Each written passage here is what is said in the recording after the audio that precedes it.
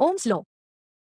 जैसा कि हम जानते हैं कि किसी भी इलेक्ट्रिक डिवाइस को वर्क करने के लिए इलेक्ट्रिसिटी की जरूरत होती है, जिसे किसी एक्सटर्नल सोर्स से जनरेट कर सकते हैं। एनिमेशन में हम देखते हैं कि एक्सटर्नल सोर्स के लिए एक बैटरी ली गई है। जब बैटरी को सर्किट से कनेक्ट किया जाता है, तब बैटरी सर्किट के दोनों टर्मिनल पे पोटेंशियल डिफरेंस अप्लाई करता है, जिसे हम वोल्टेज कहते हैं। वोल्टेज अप्लाई होते ही सर्किट में इलेक्ट्रॉन्स फ्लो होने लगते हैं और इस इलेक्ट्रॉन्स फ्लो को हम करंट कहते हैं। सर्किट में करंट और वोल्टेज को मेजर करने के लिए एमीटर और वोल्टमीटर लगाया गया है।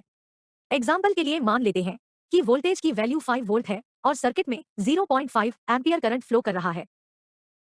अगर हम इस सर्किट में वोल्टेज को कम या ज्यादा करना चाहे तो हम इसके लिए एक वोल्टेज रेगुलेटर का यूज कर सकते हैं।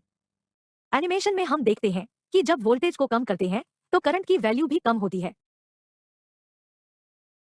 और वोल्टेज को बढ़ाए तो करंट भी बढ़ने लगता है। दूसरे शब्दों में कहे तो करंट और वोल्टेज एक दूसरे के डायरेक्टली प्रोपोर्शनल है और इसी रिलेशन को हम ओम्स लॉ कहते हैं। साथ ही ओम्स लॉ ये भी कहता है कि वोल्टेज और करंट एक दूसरे के डायरेक्टली प्रोपोर्शनल होंगे जब टेम्परेचर कांस्टेंट होगा।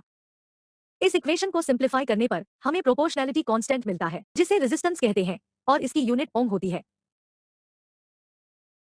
ओम्स लॉ को हम कुछ इस तरह डिफाइन कर सकते हैं। Ohm's law states that the voltage across a conductor is directly proportional to the current flowing through it, provided all physical conditions and temperature remain constant.